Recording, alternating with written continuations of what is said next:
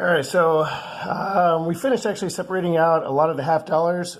These are all silver half dollars except for these four down here on the bottom, which we're going to talk about here in a little bit, showing you the difference of what they are and let you get your eye used to seeing them and seeing how they compare to silver compares to clad and clad silver. But I wanted to show you guys kind of what we ended up with as far as the make of the tin can from the tin can hoard is that we have 1, 2, 3, 4 full rolls of Walking Liberties, and then 1, 2, 3, almost 3.5 rolls of Franklin's, and then there's a little bit over a full roll of 1964. It's actually more than that because you can see we have a few down here that are in pretty nice, decent shape that I just separated so that we're going to take a look at how silver coins age and things like that, so you'll feel a little bit more educated on how to find them. Sometimes a really nice silver coin, people will let go because it's not toned that grayish, that grayish color that silver turns. So they might confuse it with one of these brand new ones. You can see here how this clearly tones and tarnishes, that is, the way that silver would. Okay, it gets a little bit of a gray, almost kind of a gun blue gray tone to it. And how some of these are almost still blast white. Like this is actually a quarter that I have set aside that is really, really nice, beautiful shape. I mean, almost a Gem BU quarter that was inside the stash with all the rest of the junk silver. But that's one you definitely want to pluck and set aside. And you can see the difference. This is just a good condition clad quarter, 1965, that was actually in there.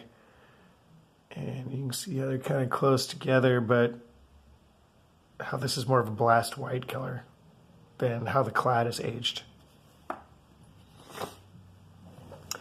So starting out with what we got some Barber halves here. The Barbers actually started in 1892 and went to 1915, in which they moved over design to the Walking Liberty, where that was being produced from 1916 until 1947 after the war. After the war, they moved over to the Franklin's, 1948 to 1963, and all of these are 90% silver.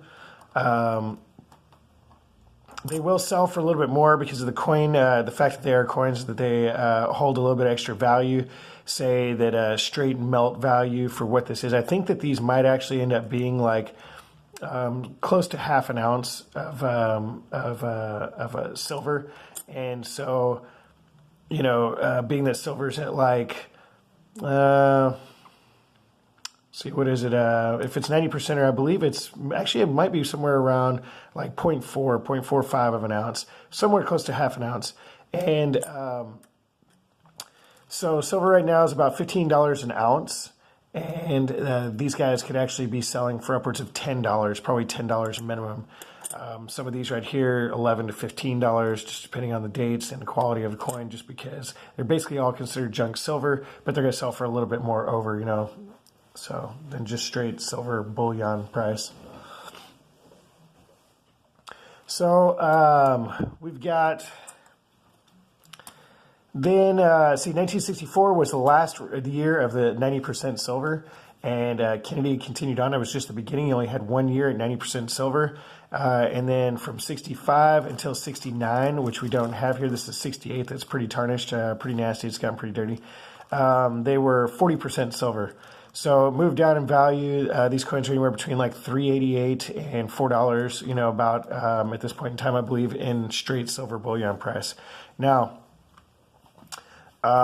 this one here, this 1894 New Orleans Mint Barber half dollar is actually probably worth somewhere around $19 to $25 is what I expected to probably gather at auction, whereas this more just straight junk silver, 1908, you can't see a mint mark on it, but you can read a date, so it does have that, but this will probably end up being for somewhere around $7 to $10.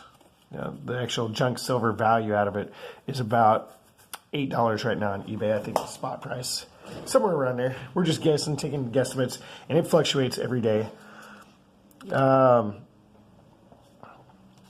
1907. Looks like almost like a dryer coin. 1907 barber dime. I'll stick that up there with the rest of those. And we're going to talk about the mercuries here in a little bit, and we're going to talk about each one of these individually so that we can learn a little bit more about them and what the important dates are. So stay tuned for those videos. I just wanted to show you as we had them out here and getting ready to go, you know, what each one was and what the years of production were. So if you were to take, say, just a handful of 90%ers and you put your clad ones in the middle, you can clearly see the difference. Okay. So you'd be doing the same if you only had clad.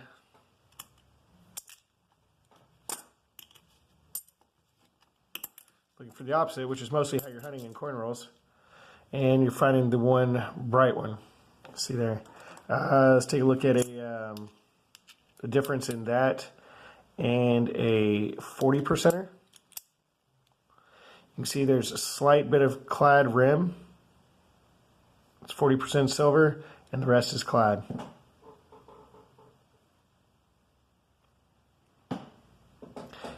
So you just looking at the rims, you can tell how good a condition these are. And these are actually in great condition, near AU, almost uncirculated condition for a 94 and a 95.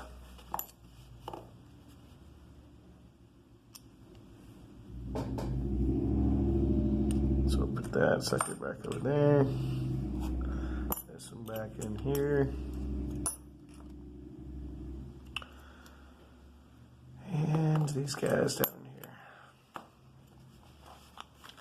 All right, so that's it for that. And next up, we're going to talk about the barbers and learn a little bit more about them.